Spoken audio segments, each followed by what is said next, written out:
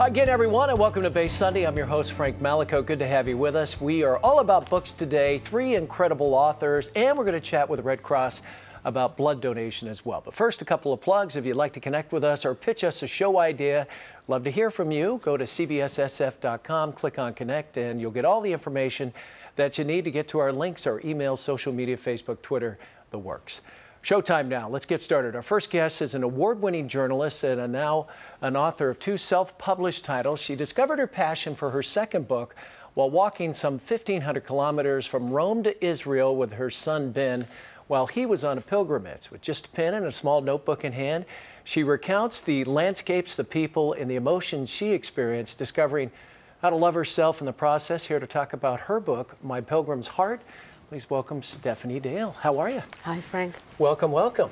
It's a pleasure. So you're on the back end of a U.S. tour, and I take it you didn't walk. No, I didn't walk. I didn't walk. But you did walk an awful long way, didn't you? I did walk an awful long way. I took the train around the U.S. Oh, that's good. That's good. Yeah. Well, let's talk about your book. An amazing tale, bonding with your son. Why all of a sudden did you decide, you know, your son had been gone for a while, in his late 20s, and he was doing this pilgrimage, and you said, hey, can Mom come along?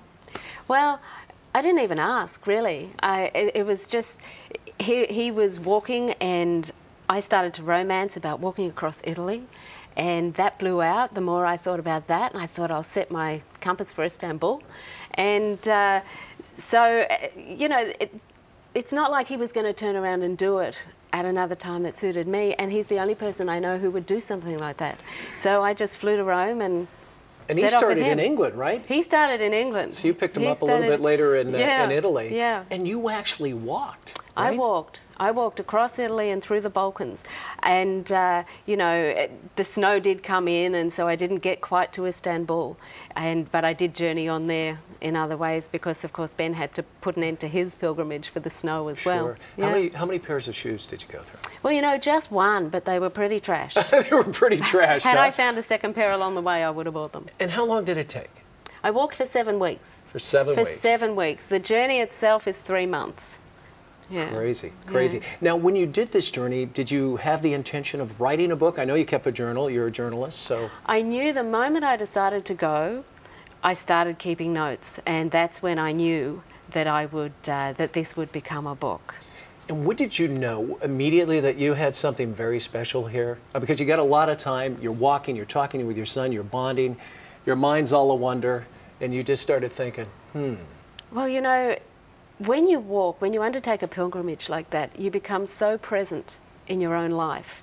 There's nothing else to do but keep going. And regardless of the weather, regardless of whether you're in the city or in the country or there's a big hill in front of you, you just keep going. So you really sink quite deeply in. And I wasn't thinking so much, I have something really special here, other than I was just forever pulling pieces of paper out and scribbling, and it had always been a challenge to me how to write about the earth and the landscape in a way that is new, with you know, without using words that hadn't been used before. And that's where the great pleasure came for me, was these descriptions about the earth that I felt were original. How did the book and how did the walk change your life? Or how has it changed your life? The book changed my life because it taught me to be brave. People say that you must have been brave walking across Italy and through the Balkans. I say it was much braver publishing a book, especially a book that's a personal narrative. Right. And you know, one thing, the feedback I get is that women love how exposed I am in that book. So that took a lot more courage. It's raw. It's raw. You get right out and just right from your heart. It's raw, yeah. And, you know, I think it's taken me quite a long time to really stand for the story, and without that little bit of shyness that says, oh, but what I've learned, you know, for anybody who is wanting to write a book and feeling exposed, people don't read my story. They only read their own story.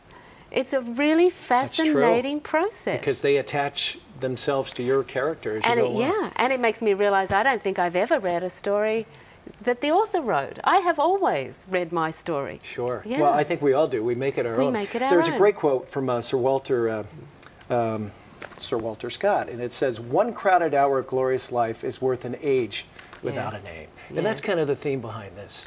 It is the theme, Frank. Find what makes you tick and embrace it, right? Yeah, and the thing I've learned about that is you aren't necessarily going to know what makes you tick before you just step out onto the path and let the longing lead you.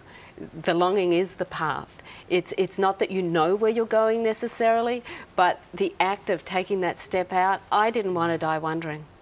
Well, you never get anywhere unless you open the door. Yeah. You open the door. All the best with the book. He's getting great reviews, and thanks for joining us. It's a pleasure. And if you would like to buy or learn more about Stephanie's book, go to stephaniedale.net. Don't go away. We got more Bay Sunday right after the break.